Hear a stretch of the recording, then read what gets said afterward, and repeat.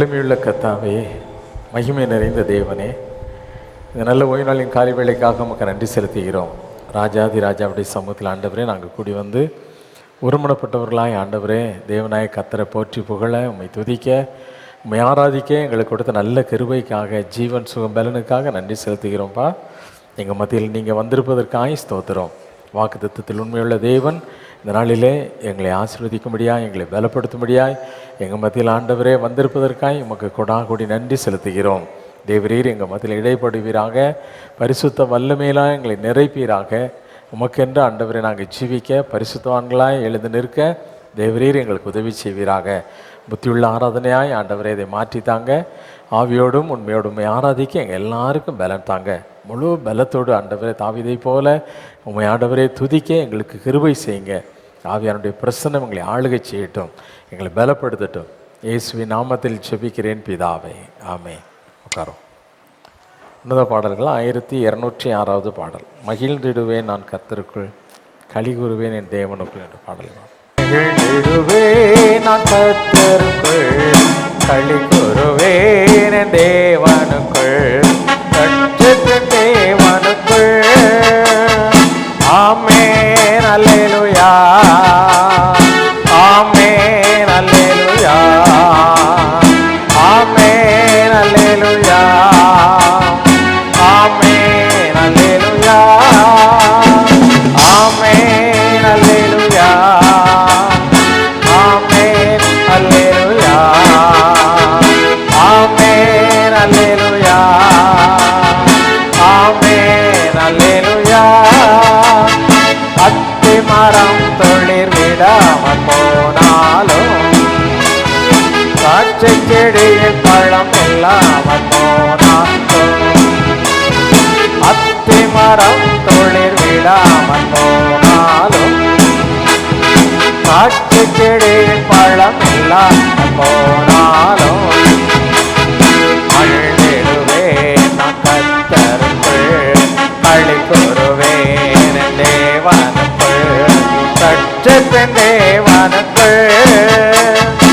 ஆமென் அல்லேலூயா, ஆமென் அல்லேலூயா, ஆமென் அல்லேலூயா, ஆமென் அல்லேலூயா, ஆமென் அல்லேலூயா, ஆமென் அல்லேலூயா, ஆமென் அல்லேலூயா, ஆமென் அல்லேலூயா. ஒளிவ மரத்தின் பலனத்தில் போனாலும், வயல்களில் தானியம் விளையாமல் போனாலும், ஒளிவ மரத்தின் பலனத்தில் போனாலும், வயல்களில் தானியம் விளையாமல் போனாலும், மகிழ்ந்திடுவேன் நான் கர்த்தருக்குள், களி கூறுவேன் என் தேவனுக்குள், ரட்சிப்பின் தேவனுக்குள். ஆமென் அல்லேலூயா, ஆமென் அல்லேலூயா, ஆமென் அல்லேலூயா, ஆமென் அல்லேலூயா, ஆமென் அல்லேலூயா, ஆமென் அல்லேலூயா, ஆமென் அல்லேலூயா, ஆமென் அல்லேலூயா.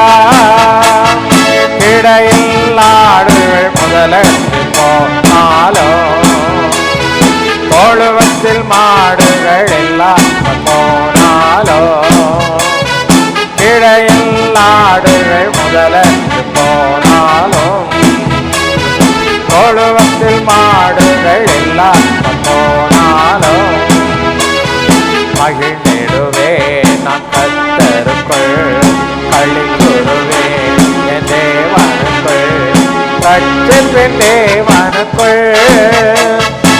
ஆமென் அல்லேலூயா, ஆமென் அல்லேலூயா, ஆமென் அல்லேலூயா, ஆமென் அல்லேலூயா, ஆமென் அல்லேலூயா,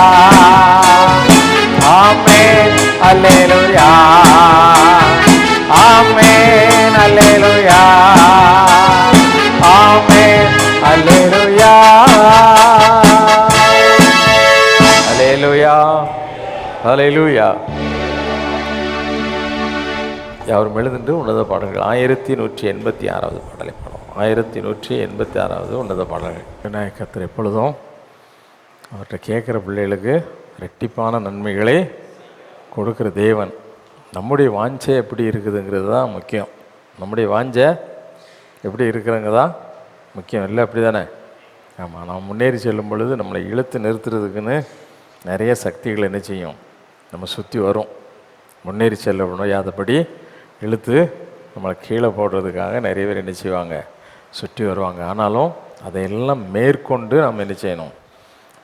எலியாவுக்கு பின்னால் போகும்போது எலியாவே சொன்னார், இருப்பா நான் கொஞ்சம் தூரம் போயிட்டு வரேன், அதெல்லாம் நான் விட மாட்டேன்.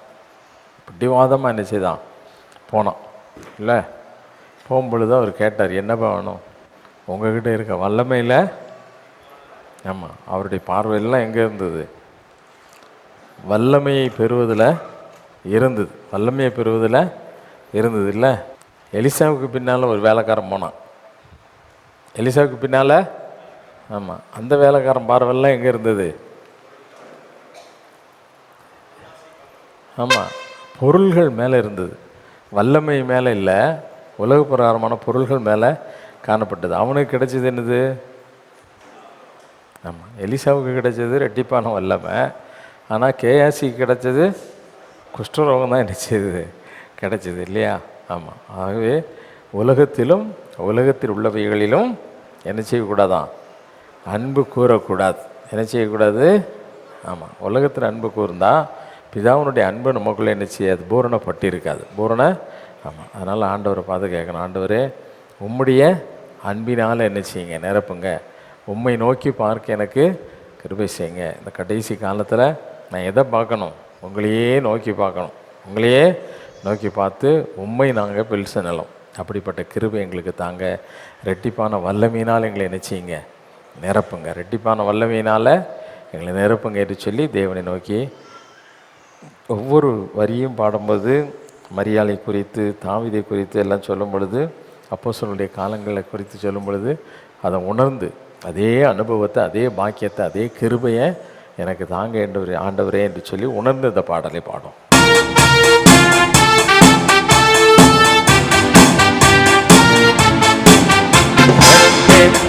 நன்மைகள் தந்திட இயேசு வாக்களித்தாரே. நன்மைகள் தந்திட இயேசு வாக்களித்தாரே.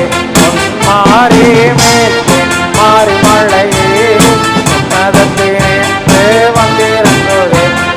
மாறி மேல் மாறி மழையே உன்னதத்தினின்று வந்திறந்தோரே. பலத்தின் மேலே மாபலனே புது பலன் நாம் பெற்றிட. பலத்தின் மேலே மாபலனே புது பலன் நாம் பெற்றிட. சால்வைதனை எலிசா அடைந்தாற்போம் சோர்வென்றி பலன் என்றும் நாடுவோம். சால்வைதனை எலிசா அடைந்தாற்போம் சோர்வென்றி பலன் என்றும் நாடுவோம். நன்மைகள் தந்திட இயேசு வாக்களித்தாரே. நன்மைகள் தந்திட இயேசு வாக்களித்தாரே. கிருபையின் மேல் கிருபை கர்த்தரிடம் நாம் பெற்றிட. கிருபையின் மேல் கிருபை கர்த்தரிடம் நாம் பெற்றிட. ஸ்திரீகளுக்குள் மரியாள் பெற்ற பாக்கியம் என்றும் நானும். ஸ்திரீகளுக்குள் மரியாள் பெற்ற பாக்கியம் என்றும் நாடுவோம். வெற்றிப்பான நன்மைகள் தந்திட இயேசு வாக்களித்தாரே. இரட்டிப்பான நன்மைகள் தந்திட இயேசு வாக்களித்தாரே. மாறி மேல் மாறி மழையே உன்னதத்தினின்று வந்திறங்குதே. மாறி மேல் மாறி மழையே உன்னதத்தினின்று வந்திறங்குதே. ஜெயத்தின் மேலே ஜெயமே ஜெயத்தொனியால் வெற்றிட. ஜெய துணையாய் பெற்றிட போர் முனையில் திருந்தாம் இது போல போர் வீரராக என்னும் ஜெயிப்போம். போர் முனையில் திருந்தாம் இது போல போர் வீரராக என்னும் ஜெயிப்போம். இரட்டிப்பான நன்மைகள் தந்திட இயேசு வாக்களித்தாரே. இரட்டிப்பான நன்மைகள் தந்திட இயேசு வாக்களித்தாரே. நம்பிக்கையின் மேல் நம்பிக்கை நல் விசுவாசம் பெற்றிட. நம்பிக்கையின் மேல் நம்பிக்கை நல் விசுவாசம் பெற்றிட. ஆதி அப்போஸ்தல காலம் கடந்த அற்புதங்கள் நாம் இன்னும் காணுவோம். ஆதி அப்போஸ்தல காலம் நடந்த அற்புதங்கள் நாம் இன்னும் காணுவோம். இரட்டிப்பான நன்மைகள் தந்திட இயேசு வாக்களித்தாரே. இரட்டிப்பான நன்மைகள் தந்திட இயேசு வாக்களித்தாரே. மாறே காரிமலையே உன்னதத்தினின்று மாறேமே அமெல்லா மாறி ஊற்றுங்கப்பான்னு கேட்போமெல்லாம். அமே மாறிமலையே உன்னதத்தினின்று வந்திறங்குதே. மாறேமே மாறிமலையே உன்னதத்தினின்று வந்திறங்குதே. மகிமையின் மேல் மகிமை மறுரூபம் நாம் பெற்றிட. மகிமையின் மேல் மகிமை மறுரூபம் நாம் பெற்றிட. கண்ணிமை நேரத்திலே பரந்தேகி கர்த்தருடன் நாம் என்றும் வாழ்வோம். கண்ணிமை நேரத்திலே பரந்தேகி கர்த்தருடன் நாம் என்றும் வாழ்வோம். இரட்டிப்பான நன்மைகள் தந்திட இயேசு வாக்களித்தாரே. இரட்டிப்பான நன்மைகள் தந்திட இயேசு வாக்களித்தாரே. மாறே மேல் உன்னதத்தினின்று வந்திறங்குதே. மாறே மேல் மாறி மலையே உன்னதத்தினின்று வந்திறங்குதே. மாறி மாறி மலையே நின்று வந்திறங்குதே. இரட்டிப்பான நன்மைகள் தந்திட இயேசு வாக்களித்தாரே. இரட்டிப்பான நன்மைகள் தந்திட இயேசு வாக்களித்தாரே.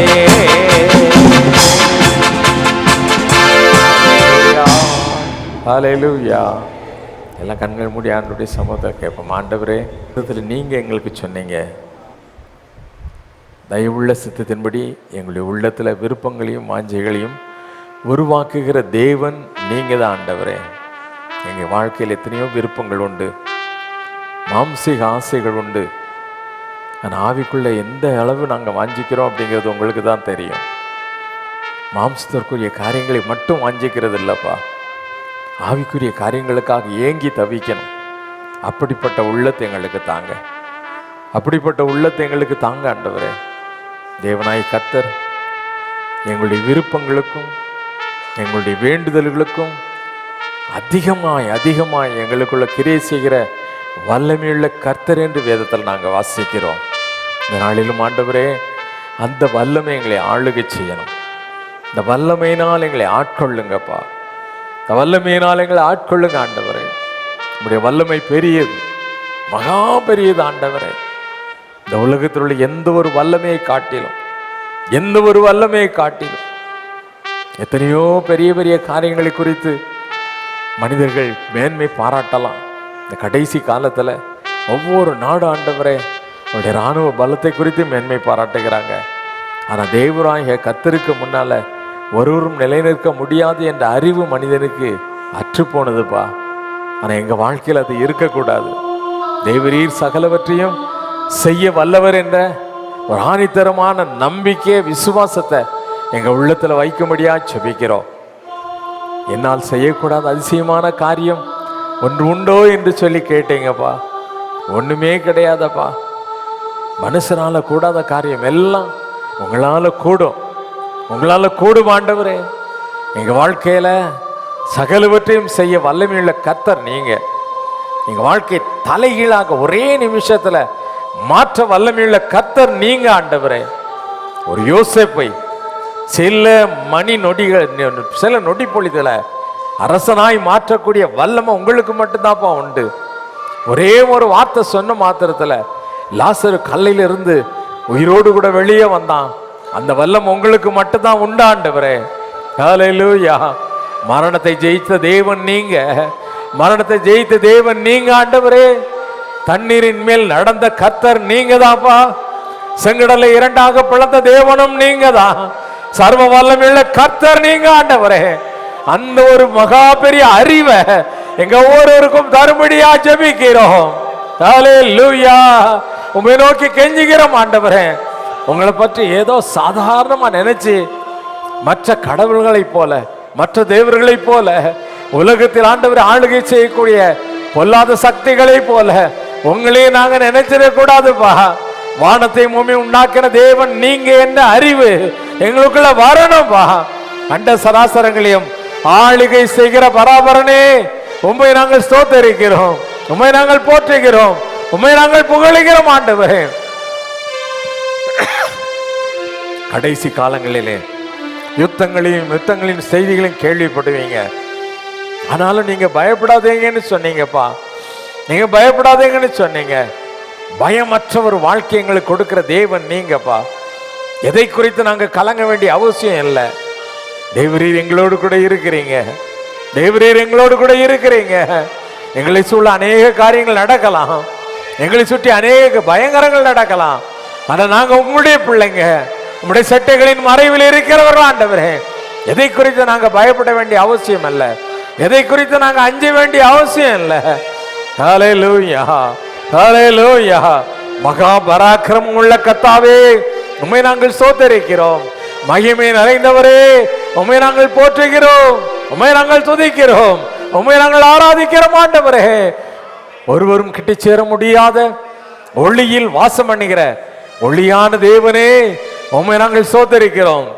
பரலோகத்தின் ஒளியானவரே உமக்கு ஸ்தோத்திரம். ஜீவாதிபதியே உம்மை ஸ்தோத்திரிக்கிறோம். கேராபீன்களும் சேராபீன்களும் ஓயாமல் புகழ்ந்து போற்றுகிற எங்கள் பரிசுத்த பிதாவே உம்மை நாங்கள் ஸ்தோத்திரிக்கிறோம். எல்லா நாமத்திற்கு மேலான இயேசு என்ன நாமமுடைய எங்க சர்வ வல்லமையுள்ள தேவனே உம்மை ஸ்தோத்திரிக்கிறோம் ஆண்டவரே. ஹல்லேலூயா, உமக்கு ஸ்தோத்திரம், ஹல்லேலூயா, உமக்கு ஸ்தோத்திரம்.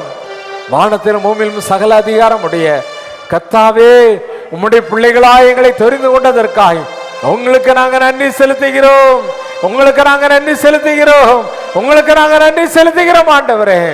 எங்களை குறித்து நாங்களே தாழ்மையா எண்ணாதபடி சர்வ வல்லவருடைய பிள்ளைகள் என்ற உணர்வை எங்க ஒவ்வொருவருக்கும் தாங்கப்பா. சகலவற்றையும் செய்ய, சகலவற்றையும் ஜெயிக்க, சத்துருவை நசுக்க பலனுள்ளவர்கள் என்ற எண்ணம் எப்பொழுதும் எங்களுக்குள் காணப்படட்டும்.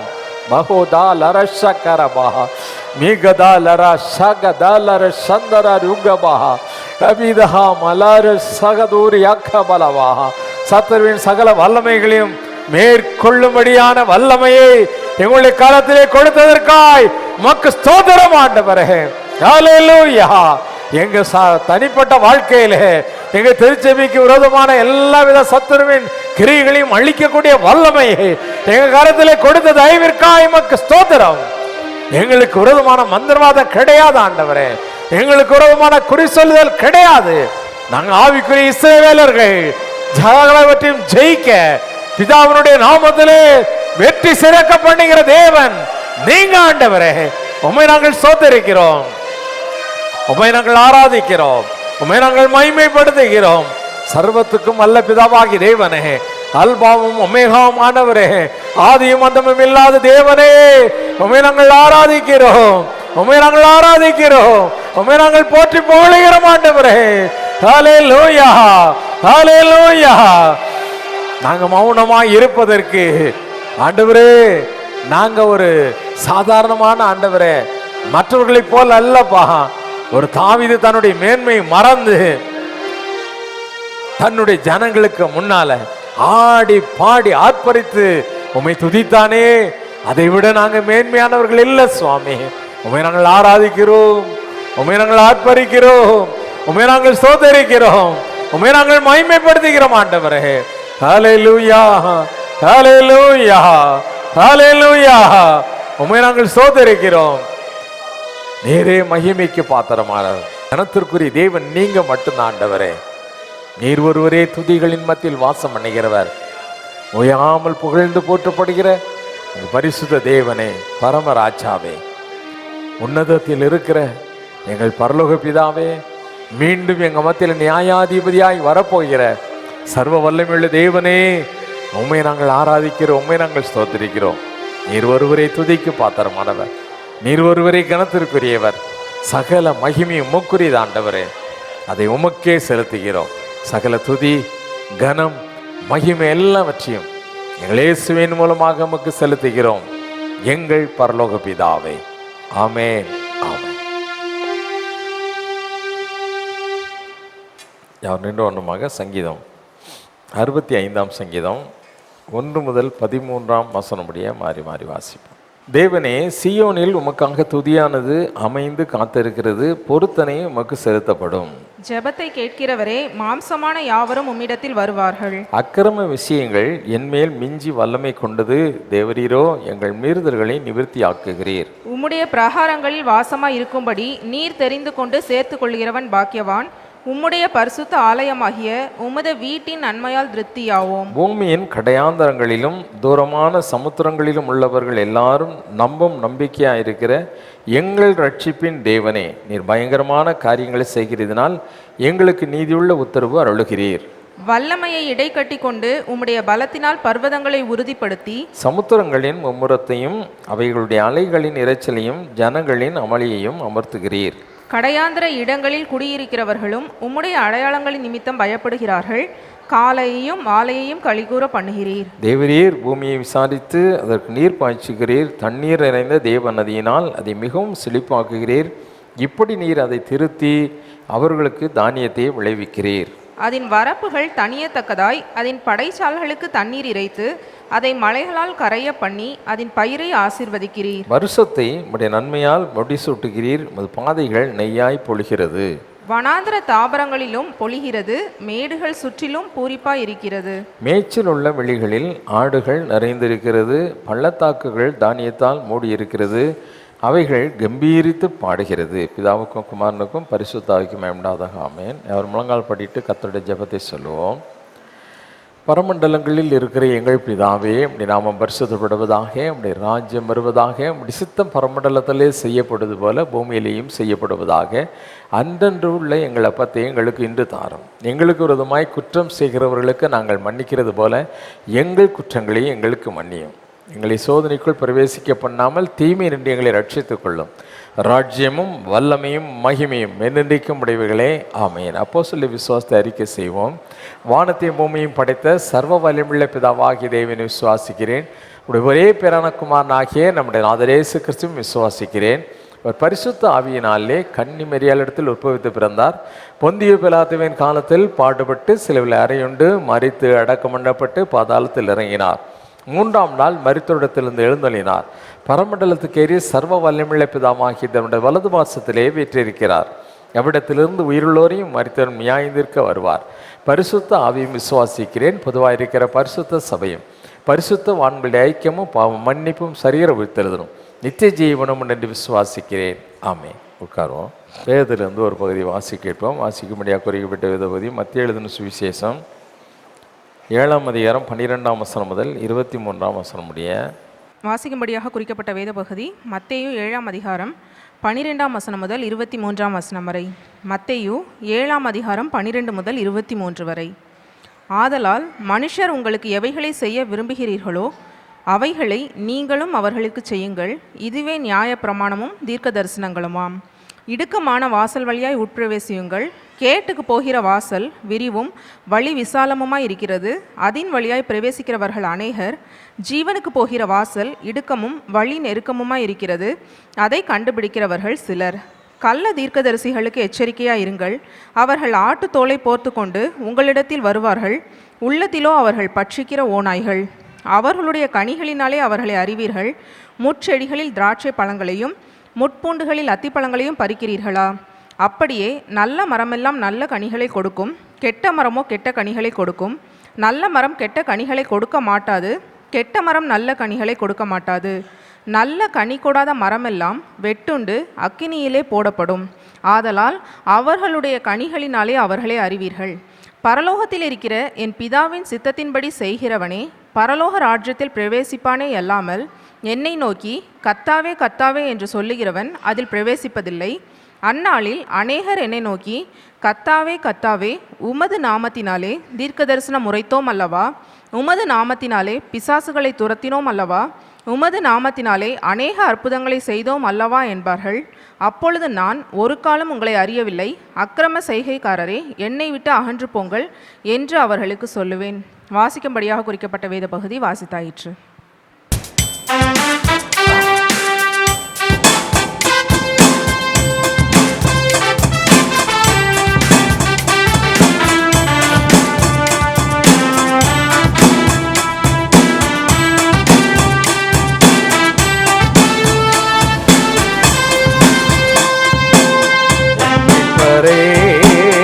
என் ரட்சகா, என் தேவனே, என் கேடகம், நான் நம்பின என் கோட்டையும் என் துருகமும் நீரே. நான் நம்பின என் கோட்டையும் என் துருகமும் நீரே. துதிகளின் பாத்திரனே, திருச்சித்தம் போல் நடத்தி துச்சன பிரபாகத்தில் தீர்த்தினி போற்றுவேனே. துதிகளின் பாத்திரனே, திருச்சித்தம் போல் நடத்தி துச்சன பிரபாகத்தில் தீர்த்தினி போற்றுவேனே. சதி மோசநாசங்களில் சத்ருவின் பயங்களிலும், சதி மோசநாசங்களில் சத்ருவின் பயங்களில் பாம்பை நான் தேவிப்பேனே. சரணம் சரணம் மேசியாவே என்பரே என் ரட்சகா, என் தேவனே, என் கேடகம், நான் நம்பின என் கோட்டையும் என் துருகமும் நீரே. நான் நம்பின என் கோட்டையும் என் துருகமும் நீரே. தினம் தினம் உம்மருளால் தீமைகள் வெல்லுவேன் நான், கனமகிமையாவும் உமக்கு செலுத்துவேனே. தினம் தினம் உம்மருளால் தீமைகள் வெல்லுவேன் நான், கனமகிமையாவும் உமக்கு செலுத்துவேன். உம்மாலே ஒருவனாக சேரைக்குள் பாய்ந்திடுவேன், உம்மாலே ஒருவனாக சேரைக்குள் பாய்ந்திடுவேன். வாழ்நாள் எல்லாம் நீரின் தஞ்சம், வழி நடத்தும் மேசியாவே என் மீட்பரே, என் ரட்சகா, என் தேவனே, என் கேடகம், நான் நம்பின என் கோட்டையும் என் துருகமும் நீரே. நான் நம்பின என் கோட்டையும் என் துருகமும் நீரே. துதிகளின் பாத்திரனே, திருச்சித்தம் போல் நடத்தி துச்சன பிரவாகத்தில் தீர்த்தினி போற்றுவேனே. துதிகளின் பாத்திரனே, திருச்சித்தம் போல் நடத்தி துச்சன பிரவாகத்தில் தீர்த்தினி போற்றுவேனே.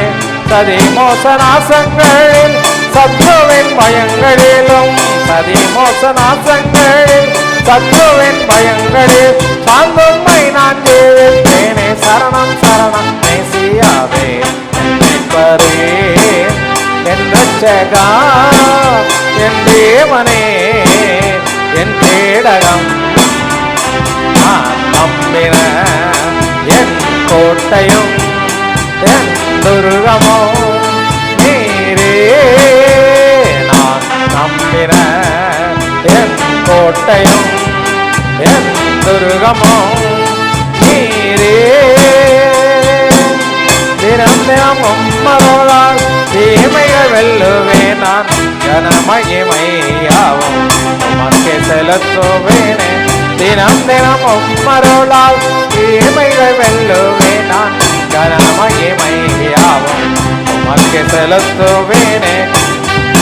ஒருவனாக சேரைக்குள் பாய்ந்திடுவேன். உம்மாலே ஒருவனாக சேரைக்குள் பாய்ந்திடும்.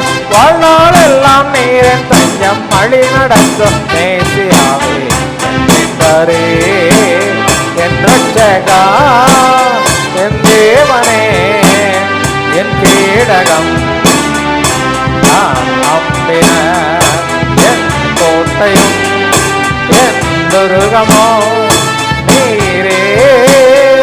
நான் நம்பின என் கோட்டையும் என் துருகமோ நீரே. அல்லேலூயா.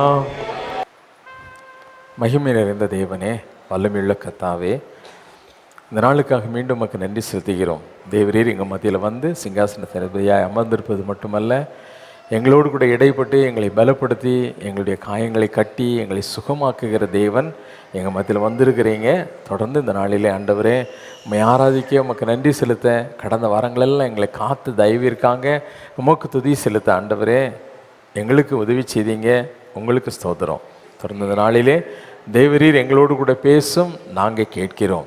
எங்களை பரிசுத்தமாக்கும், வருகைக்கு என்று ஆயத்தப்படுத்தும். இயேசுவின் நாமத்தில் செபிக்கிறேன் பிதாவை, ஆமென் ஆமென். எவி நம்மத்தில் செய்தி கொடுப்பாங்க. ஜபத்தோடு செய்தியை கேட்போம். நிமிஷம் கண்களை மூடி ஆண்டவருடைய சமூகத்தை நோக்கி பார்ப்போம். இறக்கமுள்ள அன்பு பரிசுத்த பிதாவே, இந்த நல்ல வேலைக்காக நம்ம துதிக்கிறோம், சோதரிக்கிறோம். எங்கள் வாழ்க்கையில் நீங்கள் பாராட்டின அத்தனை இறக்கங்களுக்காக இயேசுவின் நாமத்தினாலே நமக்கு மகிமை செலுத்துகிறோம். சுவாமி, நீங்கள் அழைத்து வந்த ஒவ்வொருவருக்காகவும் உங்களுடைய நாமத்துக்கு மகிமை செலுத்துகிறோம். ஒவ்வொருடைய இருதயத்தையும் நீங்கள் திறங்க, உங்களுடைய பரிசுத்த ஆவியானவர் இடைப்பட வேண்டுமாக நான் செபிக்கிறேன். உம்முடைய ஆவியின் பிரசனத்தினால் இந்த ஸ்தலம் முழுவதையும் நிரப்புங்க. உம்முடைய ஆளுகைக்கு இந்த இடத்தை ஒப்புக் கொடுக்குறோம். உம்முடைய நாமத்துக்கு மாத்திரம் மகிமை உண்டாவதாக. இயேசுவின் நாமத்தினால் எங்கள் ஜெபங்களை எடுக்கிறோம் பரிசுத்த பிதாவே, ஆமென். அல்லேலூயா. இன்றைக்கி ஒரு சின்ன ஒரு வேத பகுதியை பார்க்க போகிறோம். இது நம்ம கேள்விப்பட்ட சம்பவம். இது நியாய தீர்ப்பின் நாளில் நடக்க போகிற ஒரு காரியத்தை ஆண்டவர் சொல்கிறார். என்ன சொல்கிறாரு? மத்தேயு 7:21 நீங்கள் வாசிப்பீங்க. பரலோகத்தில் இருக்கிற என் பிதாவின் சித்தத்தின்படி செய்கிறவனே பரலோக ராஜ்யத்தில் பிரவேசிப்பானே அல்லாமல் என்னை நோக்கி கர்த்தாவே கர்த்தாவே என்று சொல்லுகிறவன் அதில் பிரவேசிப்பதில்லை. அந்நாளில் அநேகர் என்னை நோக்கி கர்த்தாவே கர்த்தாவே உம்முடைய நாமத்தினாலே தீர்க்க தரிசனம் உரைத்தோம் அல்லவா, உமது நாமத்தினாலே பிசாசுகளை துரத்தினோம் அல்லவா, உமது நாமத்தினாலே அநேக அற்புதங்களை செய்தோம் அல்லவா என்பார்கள். அப்பொழுது நான் ஒரு காலும் உங்களை அறியவில்லை, அக்கிரம செய்கைக்காரரே என்னை விட்டு அகன்று பொங்கல் என்று அவர்களுக்கு சொல்லுவேன். இது எல்லாருக்கும் தெரிஞ்சது தானே, இது பல தடவை கேள்விப்பட்ட வசனம். இவங்க அற்புதம் பண்ணுறாங்க, அடையாளம் பண்ணுறாங்க, எல்லாம் பண்ணுறாங்க. ஆண்டவர் என்ன சொல்கிறாரு? அதுக்கு ஆரம்பத்தில் என்ன சொல்கிறாரு? பரலோகத்தில் இருக்கிற என் பிதாவின் சித்தத்தின்படி செய்கிறவனே. இப்பயும் நம்ம என்ன சொல்கிறோம்? உயிரை கொடுத்து சொல்கிறோம், சித்தத்தை செய்யணும் சித்தத்தை செய்யணும் சித்தத்தை செய்யணுண்டு. ஆனால் நிறைய பேருக்கு என்ன பண்ணுறதில்ல. உங்களுக்கு அது எதில் வேணா இருக்கலாம். பிசாசுக்கிட்ட போகக்கூடாதும்போ நம்மளால் என்ன பண்ணுவான்? எவனாவது ஜோசியக்காரன்ட்ட போய் உட்காருவான். ஆண்டருக்கு பிரியம் இல்லாத செய்யாததம்போ கரெக்டாக நம்மளால் செய்வான். இதெல்லாம் பார்க்கும்போது எனக்கு என்ன தோணுதுன்னா, இப்போ ஒரு காலத்தில் எனக்கு உட்காந்து ஒருத்தர் இந்த மாதிரி பல வருஷம் போராடினார். சித்தர் நீ பேசினாலும் யாருக்கும் புரியாட்டினா கூட பரவாயில்ல, நீ பேசு, இன்னும் ஒரு 5 வருஷம் கழிச்சு என்ன ஆகும்? அப்படி தானே நீ வந்த, அப்படி தானே நான் வந்தேன். அவன் அன்னைக்கு சொல்லும்போது என்ன பண்ணல, நான் இன்னைக்கு சொல்லும்போது புரிய மாட்டேங்குது இல்லையா? அப்படி தான் இருந்துச்சு. அதுக்கப்புறம் வாழ்க்கையில் பல சூழ்நிலைக்கு போயிட்டு வந்த பிறகு அந்த கரெக்டாக சொல்லியிருப்பான் போல அப்படிங்கிற உணர்வு வந்துச்சு. அது மாதிரி உனக்கும் என்ன பண்ணும்? வரும். எப்போ வரும்? நாங்கள் ஒரு சூழ்நிலைக்குள்ளே போயிட்டு வந்தோம்ல, அது மாதிரி நீங்களும் என்ன பண்ணுவீங்க? போவீங்க. அப்போ என்ன பண்ணுது? உண்மைதான் இருந்தாலும் சொல்லியிருப்பாரோ அன்னைக்கு அப்படின்னு தோணும். அப்போ மாதிரி என்ன பண்ணிடுங்க? மனம் திரும்பிடுங்க. ஆண்டவர் நல்லவர் தானே, விட்டுற மாட்டார்ல. ஏன்னா கொஞ்சம் சுற்றி பார்த்துட்டு தவிடெல்லாம் சாப்பிட்டுட்டு வரும்போதாவது புரிஞ்சுக்கணும், வேற ஒன்றும் இல்லை. சரி, இதில் ஒரு சில முக்கியமான காரியங்களை பார்க்க போகிறோம். இப்போ இதில் நீங்கள் பார்க்கும்போது இதை சில பேர் சொல்லுவாங்க, தீர்க்க தரிசனம் முக்கியம் இல்லை, பிசாசு விரட்டுறது முக்கியம் இல்லை, அற்புதம் செய்கிறது முக்கியம் இல்லை, அடையாளம் பண்ணுறது முக்கியம் இல்லை, அதெல்லாம் அந்த காலத்துலேயே முடிஞ்சு போயிடுச்சுங்க, இந்த காலத்துக்கு தேவையில்லை அப்படின்னு சில பேர் பேசி நான் கேட்டிருக்கேன். ஆனால் அது உண்மை இல்லை. ஏன்னா தீர்க்க தரிசன வரத்தை நாடுங்கள்னு வசனமே சொல்லுது. தீர்க்க தரிசனங்கிறது ஒரு ஒரு என்ன சொல்கிறது, ஒரு விலையேறப்பட்ட ஒரு வரம். தீர்க்க தரிசனத்தினால நான் பயனடைஞ்சிருக்கேன். நான் சொல்கிறது உருப்படியான தீர்க்க தரிசனம். உருப்படி இல்லாத தீர்க்க தரிசனம் இப்போ நிறைய வருது, அதை நான் சொல்லலை. தீர்க்க தரிசனங்கிறது ஒரு விலையேற பெற்ற வரம். பல லட்சம் ரூபாய் கொடுத்தாலும், கோடி ரூபாய் கொடுத்தாலும் ஒரு அரிதான ஒரு வரம். அதை நீங்கள் சொல்லும்போது கேட்டீங்க இல்லையா, எலிசா தீர்க்க தரிசிட்ட இருந்து கேயாசி என்ன பண்ண தெரியல, அவனுக்கு வாங்கிக்க தெரியல. அவனுக்கு ஒரு சின்ன சொற்ப ரூபா பெருசாக தெரிஞ்சிச்சு. எலியாகிட்ட இருந்த வரம் எவ்வளோ முக்கியத்துவம் வாய்ந்தது, எவ்வளோ விலையேற பெற்றதுன்றது எலிசாக்கு புரிஞ்சிச்சு. அதனால தான் ஒரு உன்னதமான ஒரு தீர்க்க தரிசி ஆனார் அவர். இப்போ தீர்க்க தரிசனங்கிறது ஒரு விலையேறப்பட்ட வரம், மாற்று கருத்தே இல்லை. நான் சொல்லுவேன், வரங்களை கட்டாயமாக தேடணும். ஒரு சபன் இருந்ததுன்னா அதில் இருக்கிற ஜொலிக்கிற விஷயமே அங்கே இருக்க வரம், அங்கே இருக்கிற ஜனங்கள்ட்ட இருக்க வரம், அங்கே இருக்க ஊழியக்காரங்க கிட்ட இருக்க வரம். ஒருவேளை இங்கே அற்புதமே நடக்காமல் இருந்திருந்ததுன்னா இவ்வளோ பேரில் முக்கால்வாசி பேர் வந்திருக்கவே மாட்டீங்க. அநேகர் பிசாசு கட்டுலேருந்து விடுதலையாகி, நோயிலேருந்து சுகமாகி, ஒவ்வொருத்தருடைய வாழ்க்கையில் நடந்த அற்புதத்தையும் கேட்கும்போது எனக்கே வியப்பாக இருந்தது. பல நேரத்தில் அப்படி தான் வந்தீங்க, அப்படி தான் அநேகரை கிறிஸ்துவை அறிஞ்சுக்கிட்டாங்க. சுகமளிக்கும் அற்புத விழா அப்படிங்கிறது எங்கே நீங்கள் கேள்விப்பட்டிருக்கீங்க? எங்கே கேள்விப்பட்டிருக்காங்க? கிறிஸ்தவத்தில் இருக்கிற ஒரு வார்த்தை அன்றி வேற எங்கேயும் இல்லை, மாற்று கருத்தே இல்லை. அப்போ சுகமளிக்கிறது தப்பா? நம்ம தீர்க்க தரிசனம் சொல்கிறது தப்பா? அடுத்த பாருங்க, இதில் 3 பாயிண்ட் பார்ப்பீங்க. அநேகர் என்னை நோக்கி உம்முடைய நாமத்தினாலே தீர்க்க தரிசனம் உரைத்தோம் அல்லவா, உம்முடைய நாமத்தினாலே பிசாசுகளை துரத்தணும் அல்லவா. பிசாசு துரத்துறது சாதாரண வரமான்னு கேட்டால், அதிகாரமான்னு கேட்டால் இல்லை, ஒரு அசாதாரணமான அதிகாரம். என்னுடைய நாமத்தினாலே பிசாசுகளை நீங்கள் என்ன பண்ணுவீங்க? துரத்துவீங்க. இயேசுங்கிற நாமத்தை சொல்லும்போது பிசாசு என்ன பண்ணுமா? ஓடும். இது விசுவாசிகளினால் நடக்கிற அடையாளம்னு ஆண்டவரே சொல்லியிருக்காரு. நான் செய்ததை விட பெரிய காரியங்களை என்னை விசுவாசிக்கிறவன் என்ன பண்ணுவான்னு ஆண்டவர் சொல்லியிருக்காரு. இப்போ பிசாசுகளை துரத்துறது லேசான காரியமான்னு கேட்டால் கிடையவே கிடையாது. பிசாசுகளை துரத்துற அதிகாரம்ங்கிறது ஒரு மிகப்பெரிய வரத்தில் ஒன்று. அது ஒவ்வொரு விசுவாசிகிட்ட இருக்கணும்னு ஆண்டவரே விரும்புகிறார். அதை எப்படி பண்ணணும், அந்த அதிகாரத்தை எப்படி உபயோகிக்கணும், அந்த அதிகாரத்தை எப்படி பெற்றுக்கொள்ளணுங்கிற ஒவ்வொரு காரியத்தையும் வசனத்தை நம்ம சொல்லி கொடுத்துருக்காரு. நான் விசுவாசிக்கிறேன், நான் விரும்புகிறேன். இங்கே இருக்கிற ஒவ்வொருக்கிட்டே என்ன இருக்கணும்? பிசாசை துரத்துற அதிகாரம் இருக்கணும். நம்ம பிசாசை பார்த்து பயப்படுறது காலம் போய் என்ன காலம் வரணும்? பிசாசு நம்மளை பார்த்து பயப்படுற காலம் வரணும். நான் விசுவாசிக்கிறேன், அது கட்டாயமாக நடக்கும், நான் நம்புகிறேன் கிறிஸ்துவுக்குள்ள. உமது நாமத்தினாலே அநேக அற்புதங்களை செய்தோம் அல்லவா. வசனம் சொல்லுது, பவுலின் கைகளினாலே விசேஷித்த அற்புதங்களை ஆண்டவர் பண்ணாரு. சப்பானிகள் எழுந்து நடந்தாங்க, குஷ்டரோகிகள் சொஸ்தமானாங்க, பவுலின் நிழல் பட்டவர்கள் சுகமானார்கள்னு வசனம் போட்டிருக்கு. பவுலை தொட்டவன் இல்லை, பவுலோட நிழல் பட்டவன் மேலே அற்புதம் நடந்துச்சு, அடையாளம் நடந்துச்சு. நீங்கள் யோசிச்சு பாருங்க, கிறிஸ்து காலத்தில் இயேசு கிறிஸ்துவின் நிழல் பட்டு அற்புதம் நடந்துச்சா? எங்கேயாவது நான் பார்த்துருக்கோமா? இல்லை. ஆனால் இயேசுவின் நாமத்தினால அதிகாரத்தை பெற்ற பவுலின் கச்சைகள் என்ன, அந்த ட்ரெஸ்ஸையும் ஷாலையும் தூக்கி போட்டாங்க, அற்புதம் நடந்துச்சு இல்லையா? அவங்க நிழல் பட்டு சொஸ்தமானாங்க. விசேஷித்த காரியங்களை ஆண்டவர் செஞ்சார். நான் விசுவாசிக்கிறேன், இந்த வருகிற காலத்தில் நம்மள இருக்க நிறைய பேர் வாழ்க்கையில மூலமா என்ன நடக்கும் நான் நம்புறேன்னா, அற்புதங்களும் அடையாளங்களும். இப்ப சொல்லுங்க, நான் விசுவாசிக்கிறேன் இங்க இருக்கிற அநேகர் மூலமா பெரிய பெரிய அற்புதத்தை ஆண்டவர் செய்ய போறாரு. எத்தனை பேர் விசுவாசிக்கிறீங்க? ஆமென். சரி, இவங்க அற்புதம் பண்ணாங்க, அடையாளம் பண்ணாங்க, எல்லாம் ரைட்டு. ஆனா இவங்களை ஏன் ஆண்டவர் ஏத்துக்கல? இந்த வரங்கள் குறைவான வரமாவோ இல்லாட்டி நீங்க சாதாரண வரமோன்னு கேட்டால் கிடையவே கிடையாது. அப்படி நீங்க புரிஞ்சுக்க கூடாது. இதெல்லாம் ரொம்ப ரொம்ப பொக்கிஷமாக ஆண்டவர் நம்மளுக்காக சிலுவையில் சம்பாதித்த அவர் சிந்தின ரத்தத்தின் மூலமாக நம்மளுக்கு கிடைக்கப்பட்ட வரங்களும் கிருபைகளும். ஆனால் இவங்களை ஏன் ஆண்டவர் உங்களை ஒரு காலமும் அறியன்கிறார்? இவங்களை பார்க்கும்போது ஆண்டவர் சொல்றாரு, என்ன செய்கைக்காரரேன்னு சொல்றாரு? அக்கிரம செய்கைக்காரரே. ஆனா இவங்க பண்ணது என்னது? இவங்களை பார்த்து ஆண்டவர் சொல்றாரு, அக்கிரம செய்கைக்காரரே. ஆனா இவங்க ஆக்சுவலா பண்ணது என்னது? அற்புத செய்கைக்காரரேன்னு தானே சொல்லியிருக்கணும். ஆனா இவர் சொல்றாரு, அக்கிரம செய்கைக்காரரே. அப்ப இவங்க பண்ணது பூரா என்னது? அற்புதம் இல்லை, அது பேரு அக்கிரமம். அது எப்படிங்க பண்ண முடிஞ்சிச்சு அப்படின்னு நீங்க கேட்பீங்க. அது இப்படி நாமத்தினாலே பண்ணோம் அப்படின்னு தானே போட்டிருக்கு. இயேசுங்கிற நாமத்தை வச்சு தானே பண்ணாங்கன்னு அந்த வசனம் சொல்லுது.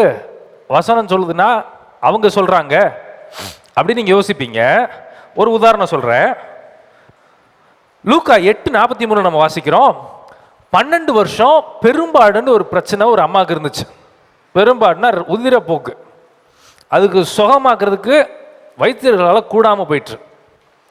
இப்போ ஆண்டவர்கிட்ட ஒரு அற்புதம் கிடைக்கும், இந்த ஆண்டவர் அற்புதம் செய்கிறாரு, இயேசுங்கிற ஒரு மகான் வந்திருக்காரு நம்ம ஊருக்கு, இயேசுங்கிற யாரோ ஒரு பெரிய ஒரு தீர்க்கதரிசி வந்திருக்காருன்னு அந்த அம்மா நம்பி வந்தாங்க.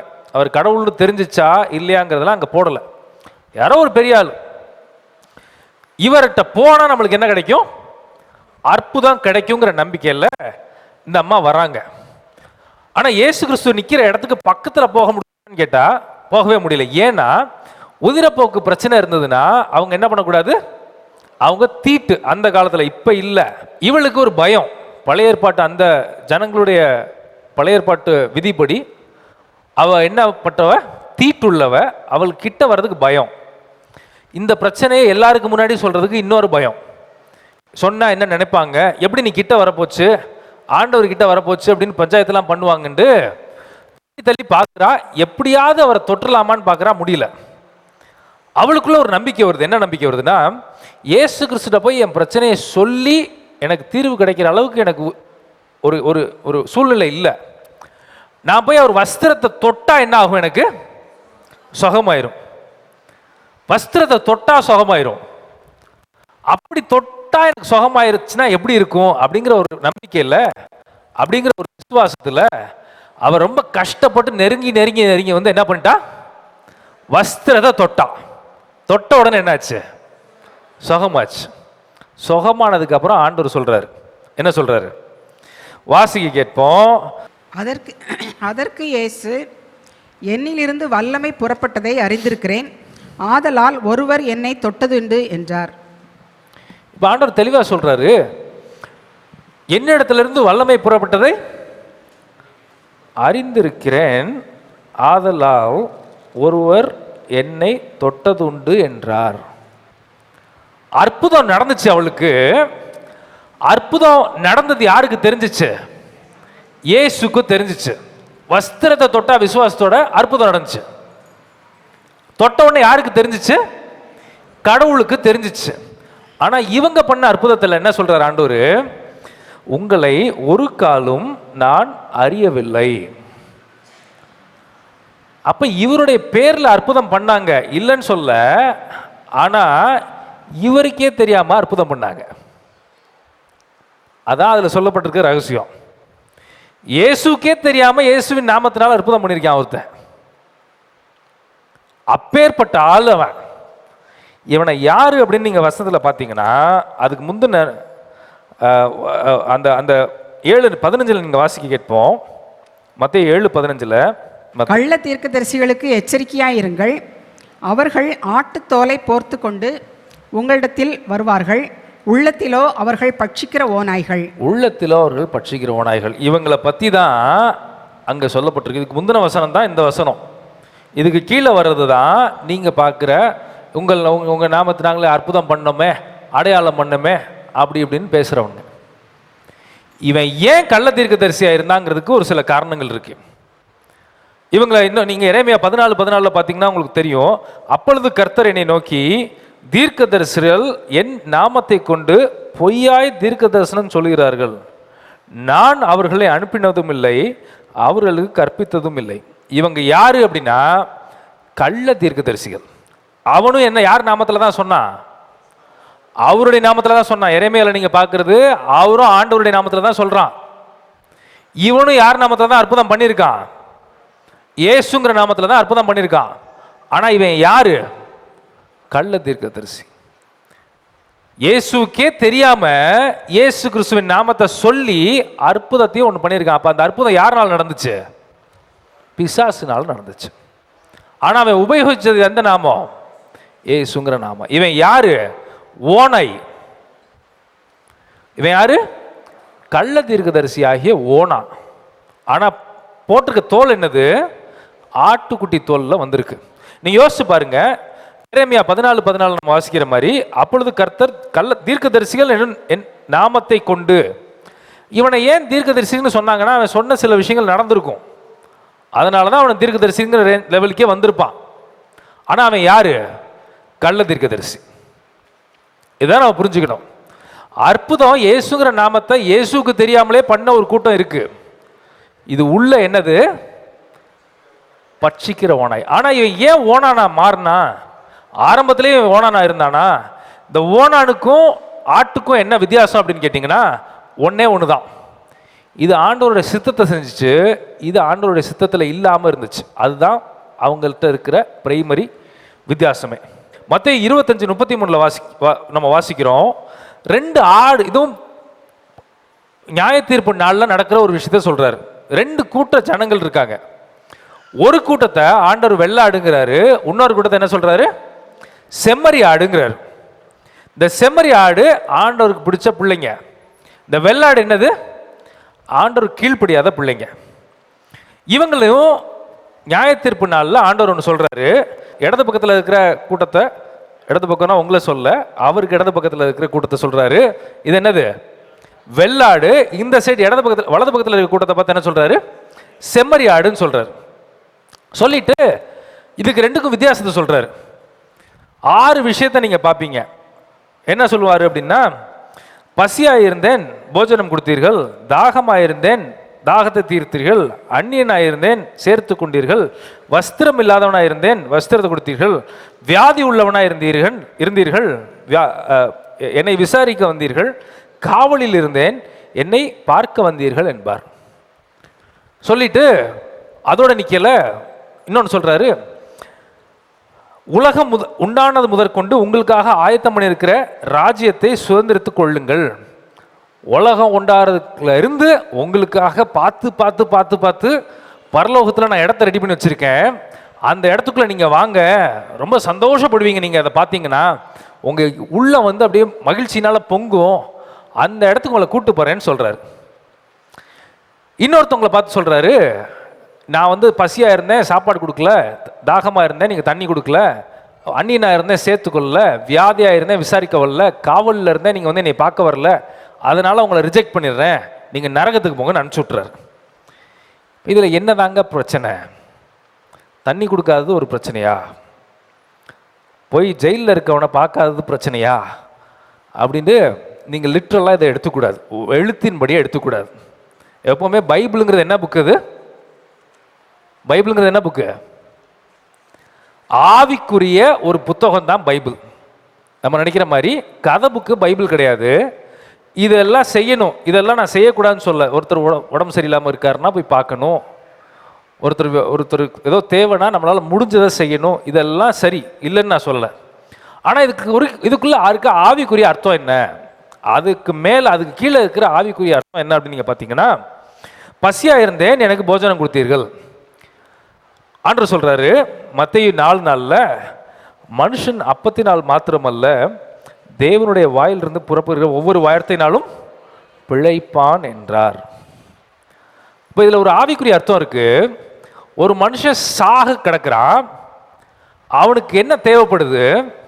அவனுக்கு போஜனம் தேவைப்படுது. போஜனம்னா சாப்பாடு மட்டும் இல்லை, சாப்பாடும் கொடுக்கணும். ஒருத்தருக்கு தேவைங்கும் போது செய்யணும், இல்லைன்னு சொல்லல. அதுக்கு மேல ஒன்று இருக்கு. என்ன தேவை இருக்குன்னா, ஆண்டவருடைய வார்த்தையை நம்ம இருதயத்தில் நிறைஞ்சு அவன் தேவை அப்ப சொல்றது அவனுக்கு என்ன கொண்டு வருமா? ஜீவனை கொண்டு வரும். ஏன்னா நீதிமொழி நம்ம வாசிக்கிறோம், ஏற்ற நேரத்தில் சொல்லப்பட்ட வார்த்தை வெள்ளித்தட்டில் இருக்கிற தங்க பொற்பளங்களுக்கு சமமானது. ஒருத்தருக்கு நீங்க கொடுக்குற கடவுளுடைய வார்த்தை, உங்களுக்கு அந்த வார்த்தை வரணும். ஃபர்ஸ்ட் அவன் செத்துக்கிட்டு இருப்பான், அந்த நேரத்தில் நீங்க ஆண்டவருடைய வார்த்தையை போய் சொல்லும்போது அவனுக்கு என்ன ஆகும்? உயிர் மீட்சி வரும். போஜனங்கிறது, சாப்பாடுங்கிறது நம்ம வாழ்க்கைக்கு தேவைப்படுற ஒரு ஒரு ஒரு வண்டி பெட்ரோல் போட்டால் ஓடுற மாதிரி நம்ம வாழ்க்கைக்கு சாப்பாடு சாப்பிட்டா தான் நம்ம என்ன பண்ண முடியும்? வாழ முடியும். அதில் தான் நிறைய சத்துகள் இருக்குது, அதில் தான் நிறைய உட்கூறுகள் இருக்குது. அந்த உட்கூறுகளை பெற்றுக்கொண்டு தான் இந்த பாடி என்ன பண்ணும்? நல்லபடியாக இயங்கும். அதே போல் ஆத்துமாவிலே செத்துக்கிட்டு இருக்க ஒரு மனுஷனுக்கு இந்த வெளிப்படையான சாப்பாடு மட்டும் பத்தாது, அவனுக்கு என்ன வேணும்? ஜீவ வார்த்தை வேணும். அதனால தான் இயேசு சொல்றாரு, ஜீவ அப்பம் நானே. நான் சொன்ன வார்த்தைகள் தான் ஜீவனுக்கு ஏற்ற வார்த்தை. உங்க ஆத்துமா சாகாம உயிர் பெற்றது வாழணும்னா அதுக்கு என்ன வேணும்?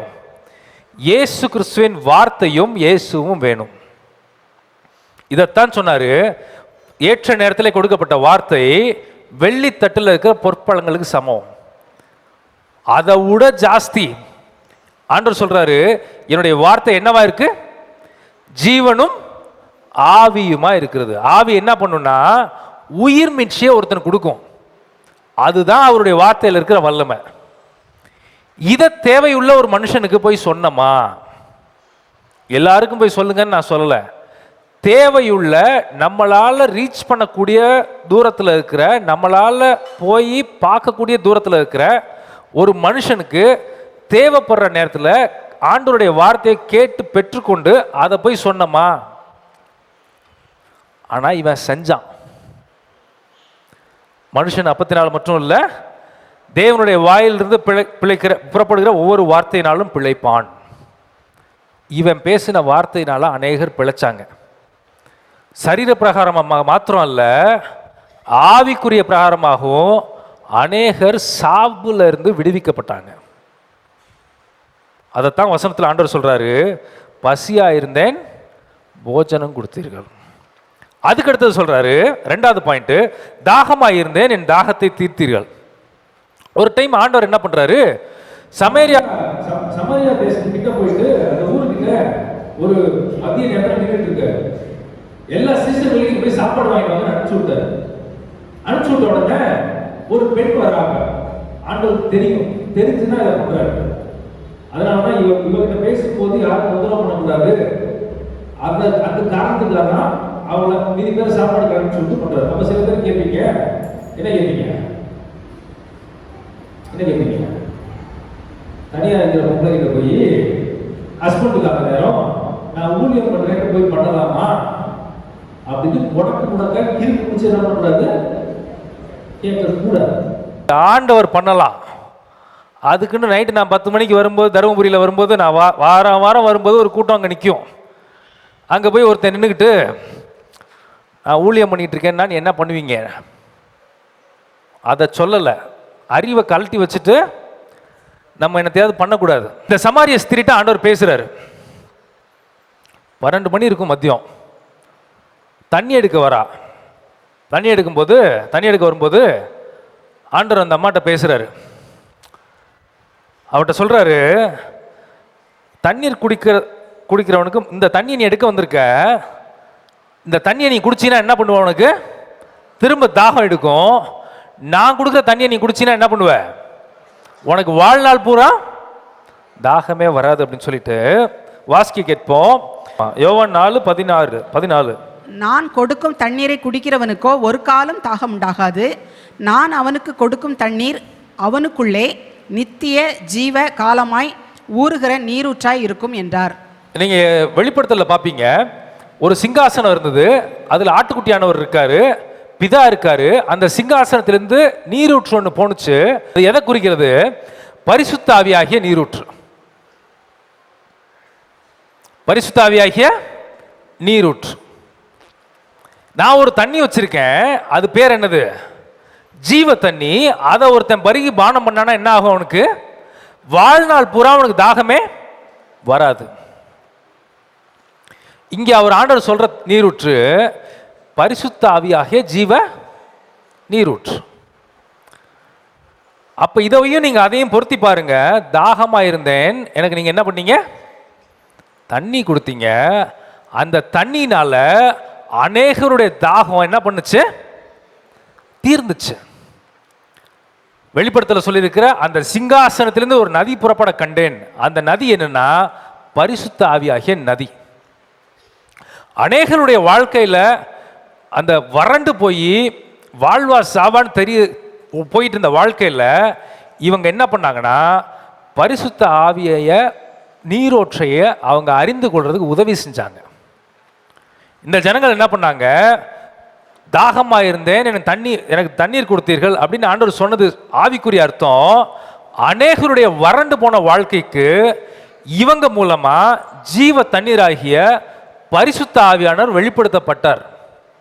அதுதான் அவர் இங்கே சொன்னது. அவங்க தான் ஆண்டவருடைய சித்தத்தை நிறைவேற்றுங்க.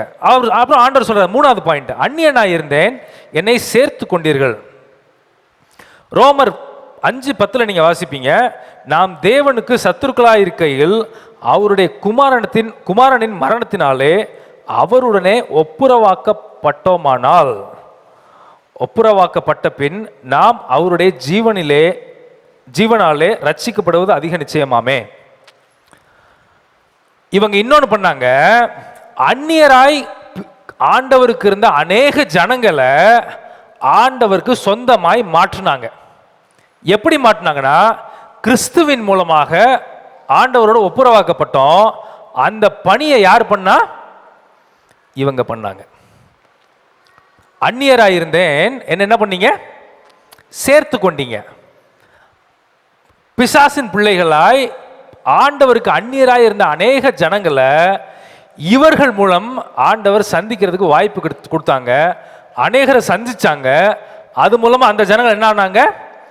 ஆண்டவருக்கு பிள்ளையாய் ஆண்டவருடைய மகன் மூலமாக பிதாவின் இயேசு கிறிஸ்துவின் ரத்தத்துக்குள்ளதாக ஒப்புரவாக்கப்பட்டார்கள்.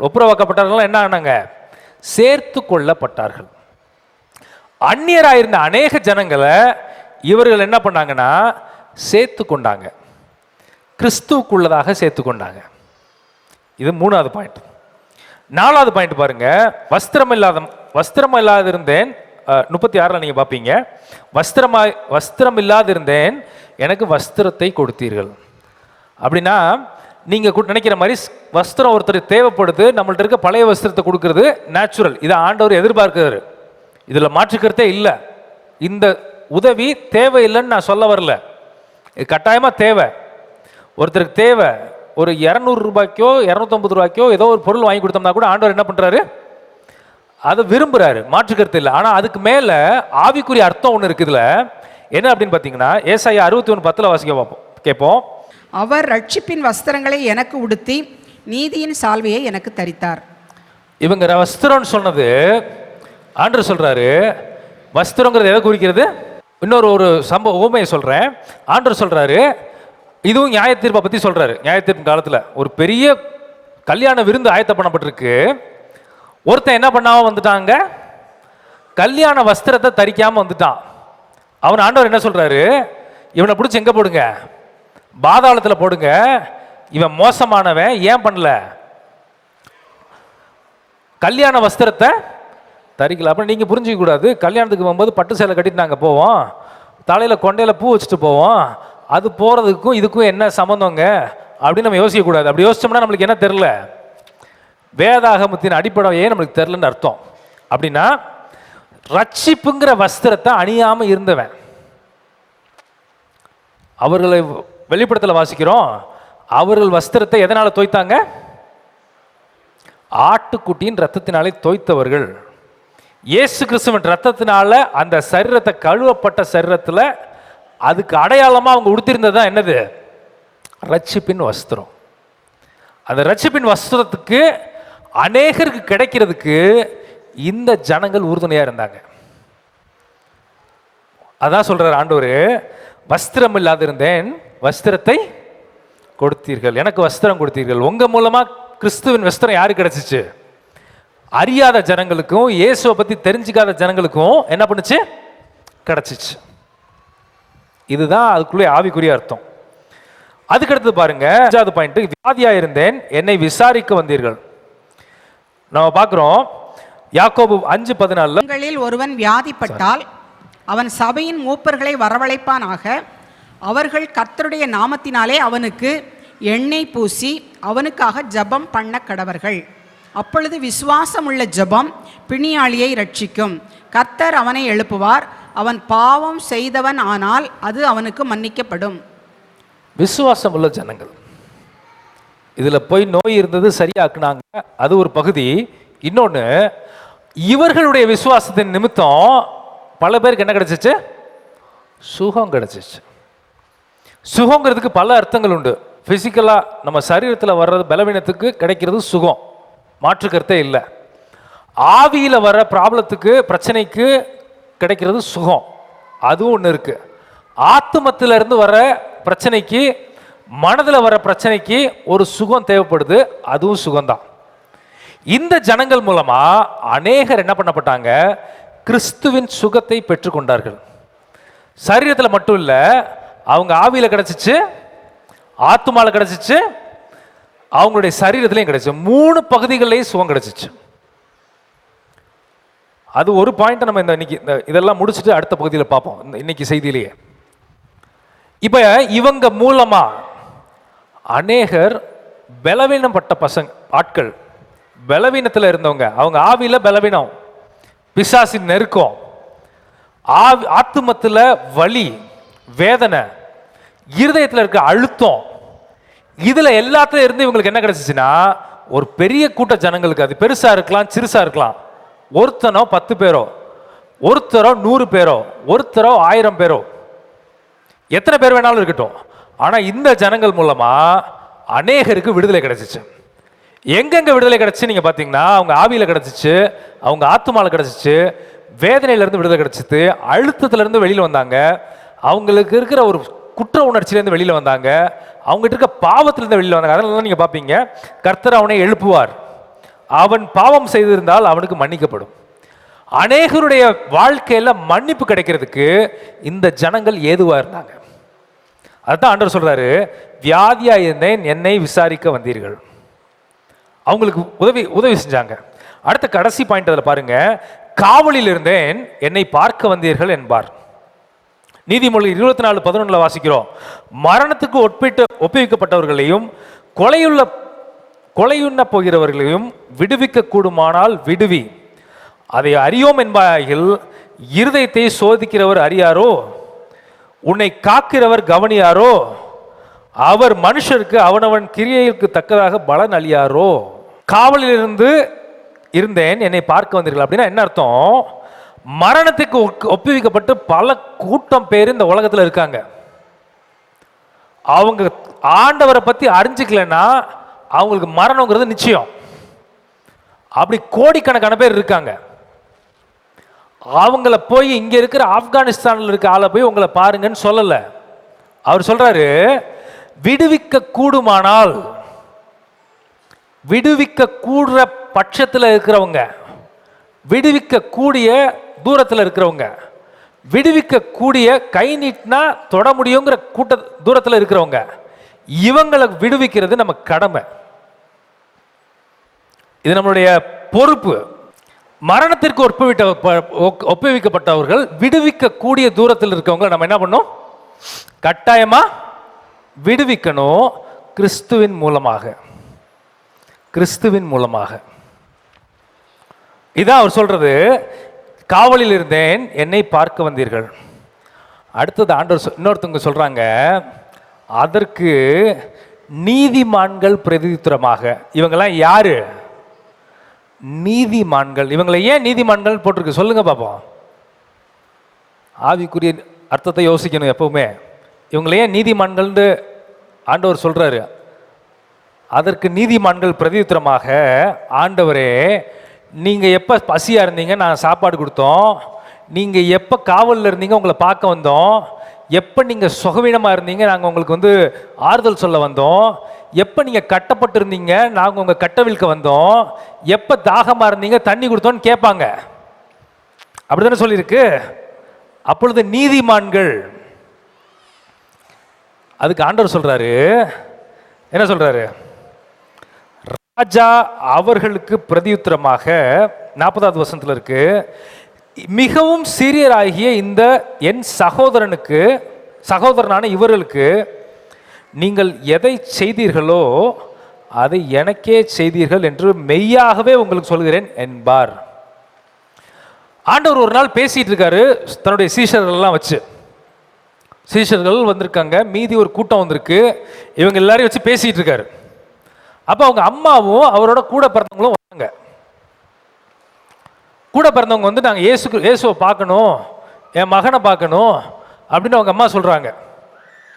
அப்போ ஆண்டவர் சொல்கிறாரு, அவங்கள வெயிட் பண்ண சொல்லுங்க, எனக்கு என் சகோதரன் யார், என் தாய் யார் அப்படின்னு கேட்டால் என்ன சொல்கிறாரு? நம்முடைய கையை தமது சீஷர்களுக்கு நேரே நீட்டி, இதோ என் தாயும் என் சகோதரரும் இவர்களே, பரலோகத்தில் இருக்கிற என் பிதாவின் சித்தத்தின்படி செய்கிறவன் எவனோ அவனே எனக்கு சகோதரனும் சகோதரியும் தாயுமாய் இருக்கிறான் என்றார். என் சகோதரனில் ஒருவனுக்கு, இந்த சிறியராகிய என் சகோதரனுக்கு ஒருத்தனுக்கு செய்கிறது எனக்கு யாருக்கு செய்கிறீங்க? எனக்கே. அதுக்கு அர்த்தம் என்னன்னா, அநேகரை இந்த சீஷத்துவத்தில் நடத்தி ஆண்டவருடைய சகோதரர்களாக மாற்ற உதவினவர்கள் இவங்க. யாரு?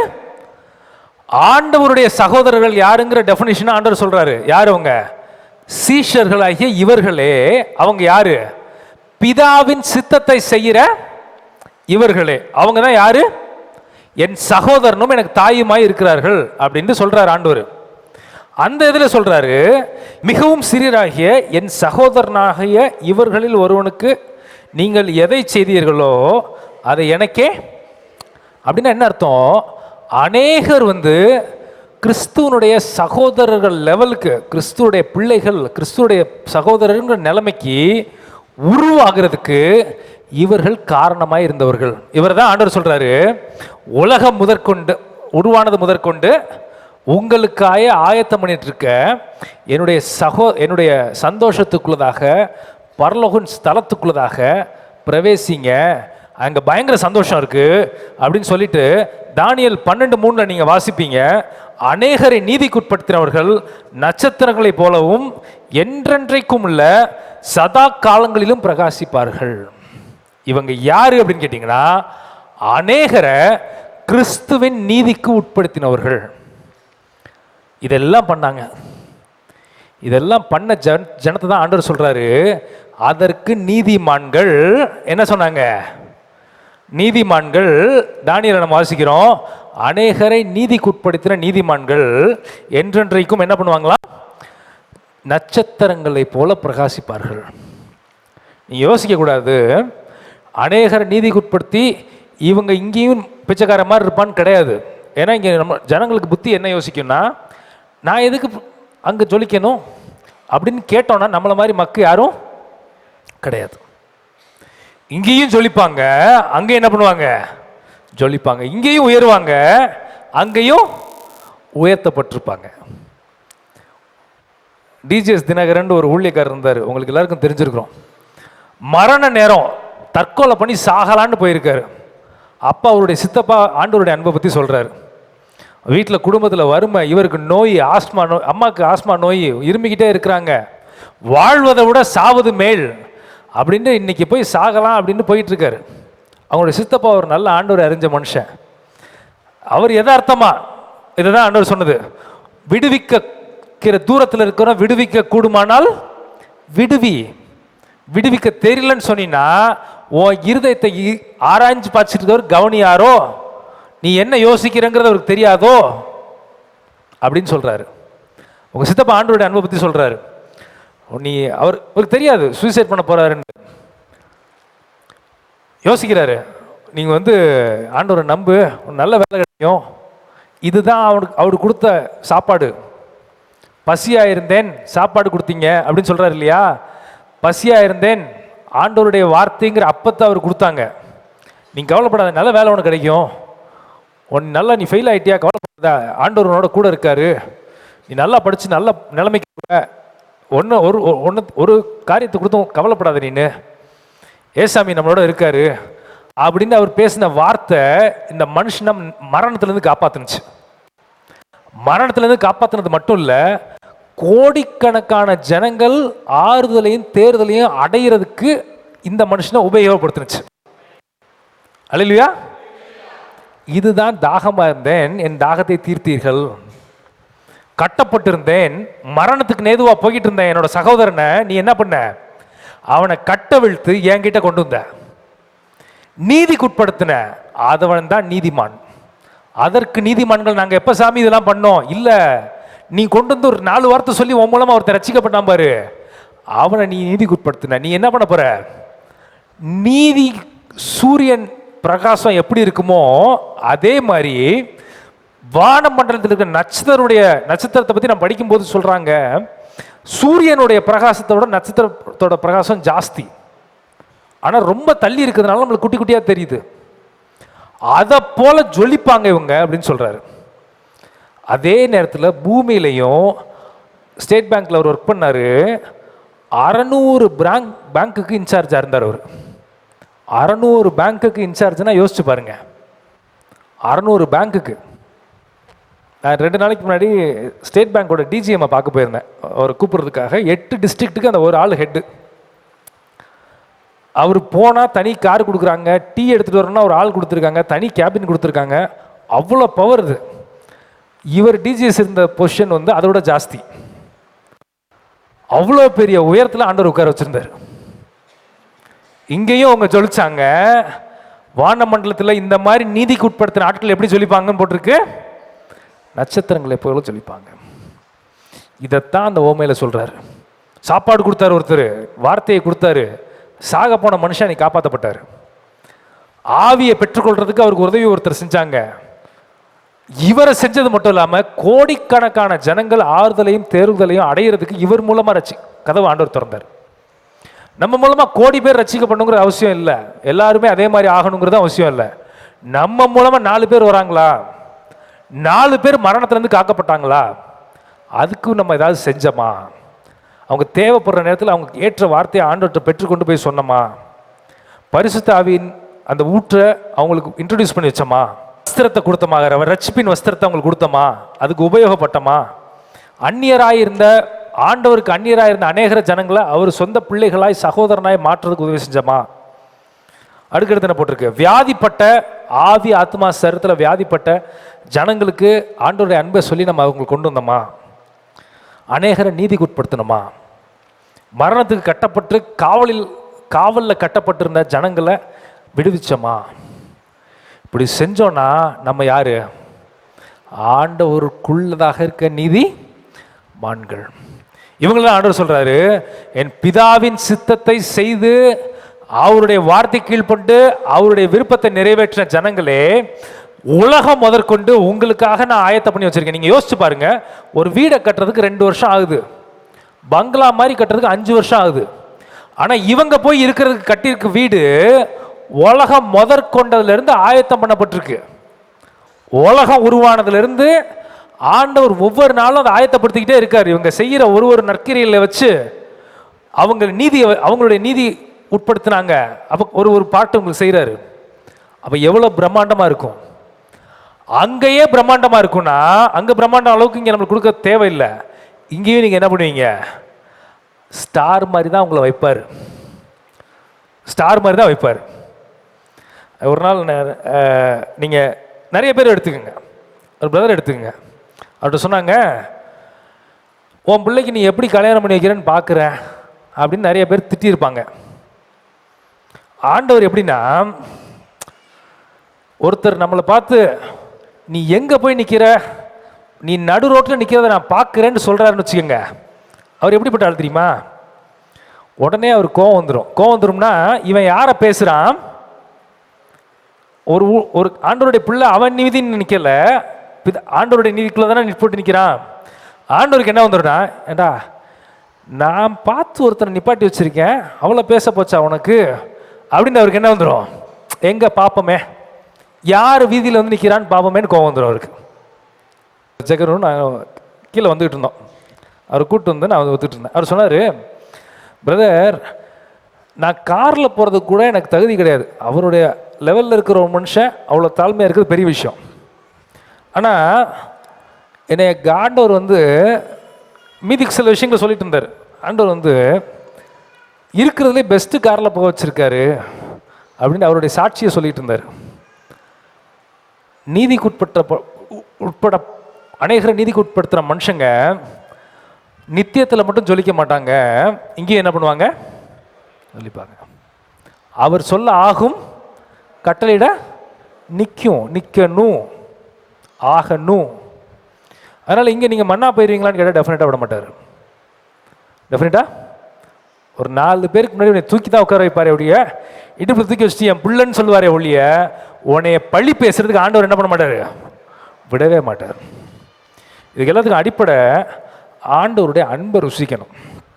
ஒரே ஒரு கதை மட்டும் நான் சொல்லி முடிக்கிறேன். கதைனா உண்மையில் நடந்த. மஞ்சுன்னு ஒரு அம்மா இருந்தாங்க. கல்கத்தா நகரத்தில் இது நடந்த கதை. ஒரு ஹோட்டல் இல்லை, ஒரு மனுஷன் தங்குறாங்க. ஒருத்தர் தங்குறாரு. ஒருத்தர் தங்கி திறந்து பார்த்தா அவரு இறந்து கிடக்கிறாரு. எப்படி இறந்தார் தெரியல. அங்க இருக்கிற ஹோட்டல் ரெஜிஸ்டர் எடுத்து பார்க்குறாங்க. இந்த பர்டிகுலர் பெண் இந்த ரூமை புக் பண்ணியிருக்காங்க. 3 மாசம் விசாரணை பண்ணி பல நாள் கழிச்சு அங்கிருந்து 100-200 கிலோமீட்டர் தள்ளி இருக்கிற ஒரு கம்பெனியில் வேலை செய்கிற ஒருத்தருடைய மனைவியை போய் அரெஸ்ட் பண்ணுறதுக்கு போலீஸ் போகிறாங்க. ஒரு போலீஸ் டீம் போய் ஒரு கம்பெனியில் ஒர்க் பண்ணுற ஒரு அதிகாரியினுடைய மனைவியை போய் அரெஸ்ட் பண்ண போகிறாங்க. அரெஸ்ட் பண்ண போன உடனே அந்த அம்மா சொல்கிறாங்க, நான் வந்துடுறேன் உங்களோட, எனக்கு ஒரு 5 நிமிஷம் மட்டும் நான் போய் பெட்ரூமில் போயிட்டு வரதுக்கு எனக்கு டைம் கொடுங்க, 5 நிமிஷத்துக்கு மேலே நான் எடுக்க மாட்டேன் அப்படின்னு சொல்கிறாங்க. தெரியல இவங்களுக்கு. சரி ரைட்டு, பெட்ரூம்குள்ளேருந்து தப்பிச்சு போகிறதுக்கு வழி கிடையாது, சுற்றிலும் போலீஸ் நிற்கிறாங்க. சரி போயிட்டு வாங்கம்மா அப்படின்னு அனுப்பிச்சி விட்டாங்க. அந்த அம்மா என்ன பண்ணுறாங்க, அவங்க கல்யாணம் ஆகும்போது நடந்திருந்த சேலையை கட்டிட்டு ஒரு புது பொண்ணு மாதிரி வராங்க. வந்து நிற்கிறாங்க போலீஸ்க்கு முன்னாடி. அவங்க சொல்கிறாங்க, அவங்க சம்பவத்தை சொன்னாங்க. அந்த கொலைக்கும் இதுக்கும் என்ன சம்மந்தங்கிறத சொல்கிறாங்க. நான் கல்லூரி காலத்தில் ஒரு மனுஷனை ஸ்நேகித்தேன். அதுக்கப்புறம் அவனுக்கும் எனக்கும் ரிலேஷன்ஷிப் கட் ஆயிடுச்சு. எங்களுக்குள்ள பெருசாக ஒன்றும் நடக்கலை. ஆனால் வந்து எனக்கு திருமணம் ஆன பிறகு நாங்கள் எடுத்த புகைப்படங்களை ஃபோட்டோஸ் எல்லாம் வச்சு அந்த என்னை பிளாக்மெயில் பண்ண ஆரம்பித்தான். நான் சொல்கிறபடி செஞ்சினா நான் உன்னை விட்டுருவேன், இதை நீ செய்யலைன்னா இந்த ஃபோட்டோஸை போய் நான் காமிச்சிருவேன். இந்த அம்மாவுக்கு ஒரே வருத்தம், என்னோட ஹஸ்பண்ட் ரொம்ப நல்லவர், தங்கமான மனுஷன். இவன் போய் சொல்லி நான் உண்மையிலேயே மனம் திரும்பி இந்த மனுஷனோட உண்மையாக நான் வாழ்கிறேன், இவன் ஆனால் எனக்கு தொல்லை பண்ணிட்டு இருக்கான்.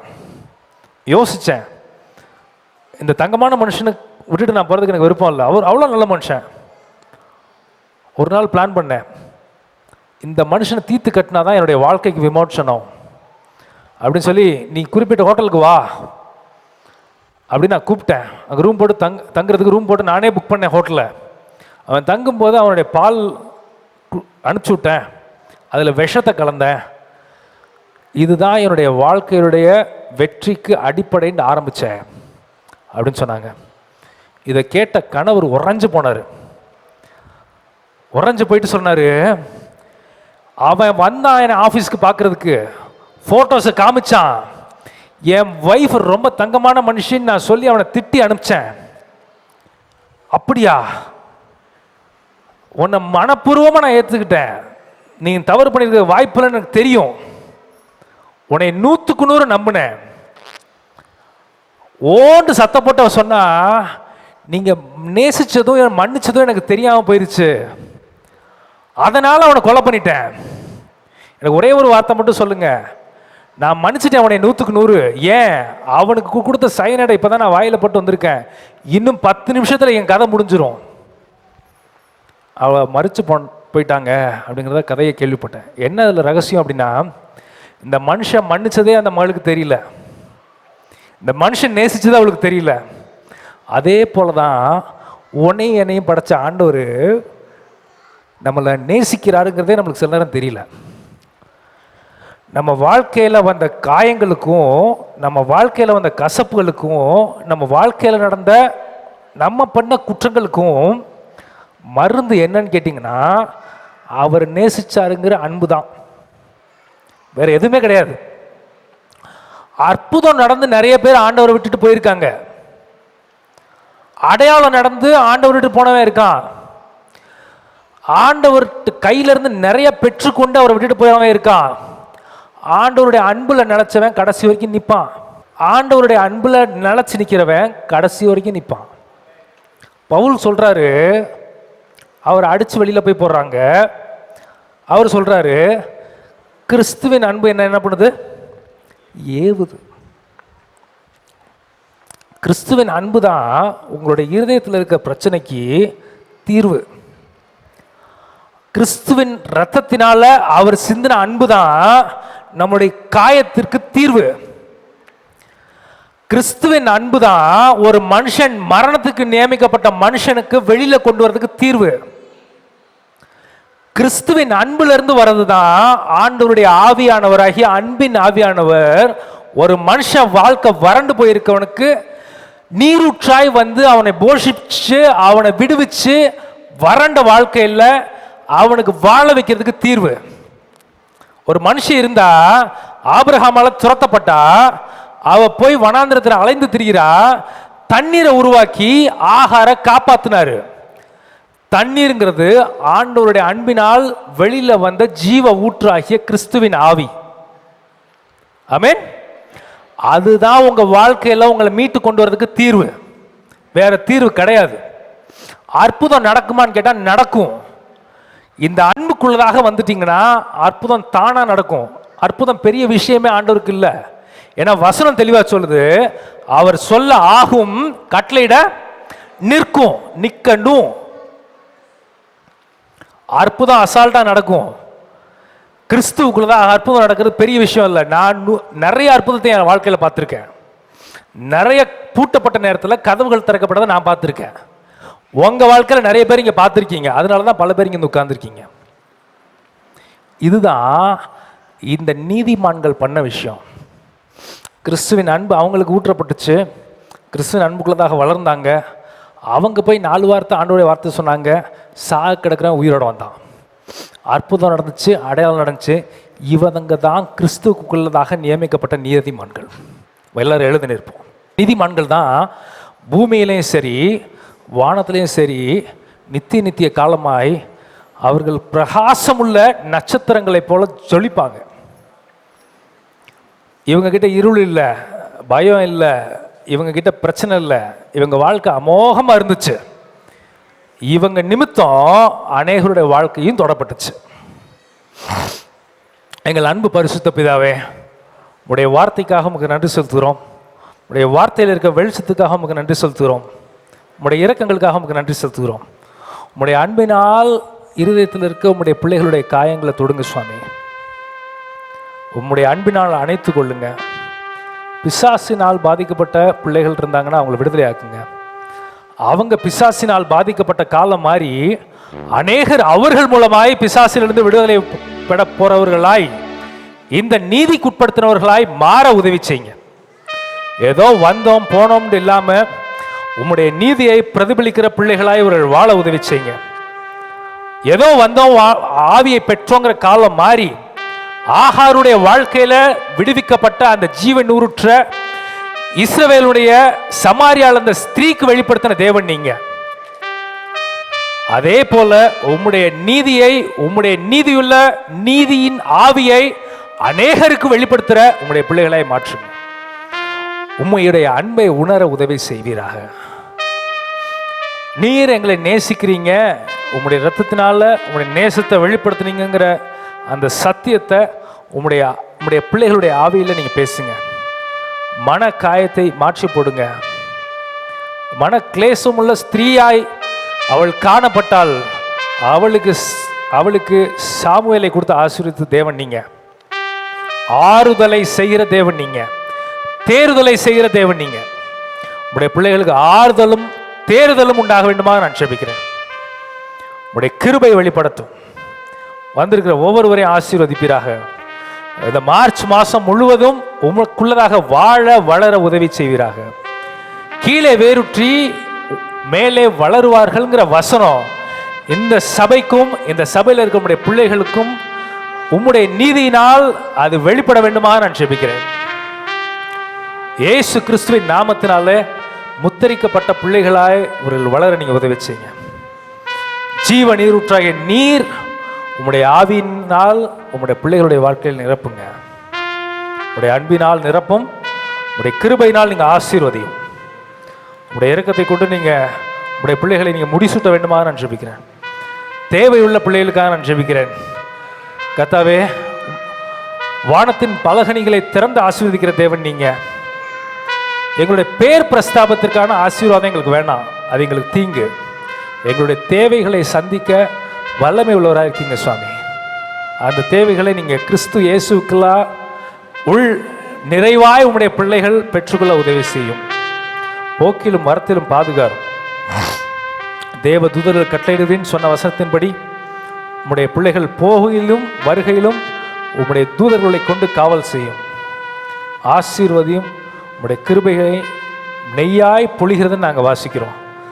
அப்படிப்பட்ட கிருபைகளை, ஆவிக்குரிய கிருபைகளையும் பூமிக்குரிய கிருபைகளையும் நெய்யாய் பொழிகிற ஆண்டாக இந்த ஆண்டை மாற்றுங்க. வருகிற எலெக்ஷன்ஸுக்காக நாங்கள் ஜெபிக்கிறோம். உம்முடைய சித்தத்தின்படி ஏற்ற ஆளை நீங்கள் உருவாக்குங்க. தேசத்தை ஆளுகிறவர்கள் உம்மால் நியமிக்கப்பட்டவர்கள் நாங்கள் வாசிக்கிறோம் சுவாமி. உம்மால் நியமிக்கப்பட்ட ஆள் மாத்திரம் வரட்டும். உம்மால் நியமிக்கப்படாத ஆள் வேண்டாம். கடைசி காலத்தில் வாழ்கிறோம்.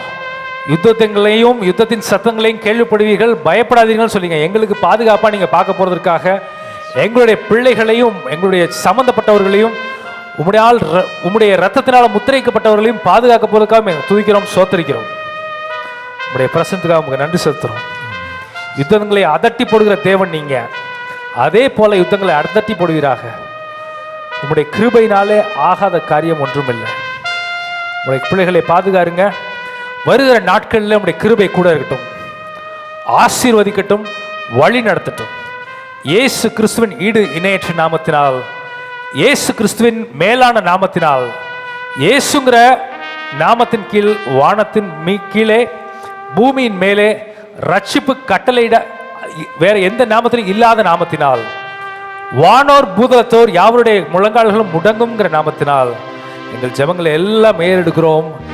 ஜீவனுள்ள நல்ல பிதாவே, ஆமென். நம்முடைய கர்த்தராகிய இயேசு கிறிஸ்துவின் கிருபையும் பிதாவாகிய தேவனுடைய அன்பும் பரிசுத்தாவினுடைய அந்யோன்ய ஐக்கியமும் இன்றும் என்றும் சதாகாலங்களிலும் நம்மனரோடு கூட இருப்பதாக. ஆமென். தேவ ஆசீர்வாதத்தோடு அடியாரை அனுப்போம். வார்த்தை என்னும் அப்பத்தாலே போஷித்து வளர்ப்பியும். இப்போதும் மை தேடி வந்து மனதார போற்றினோம். மோட்சலோகத்து கழித்து உம்மை வாழ்த்தி தொழுவோம். ஆமென். என் ஆத்துமாவே கர்த்தரை ஸ்தோத்திரி, என் முழு உள்ளமே அவருடைய பரிசுத்த நாமத்தை ஸ்தோத்திரி. என் ஆத்துமாவே கர்த்தரை ஸ்தோத்திரி, கர்த்தர் செய்த சகல உபகாரங்களை மறவாதே. ஆமென், ஆமென். ஹல்லேலூயா, ஹல்லேலூயா, ஹல்லேலூயா. God bless you.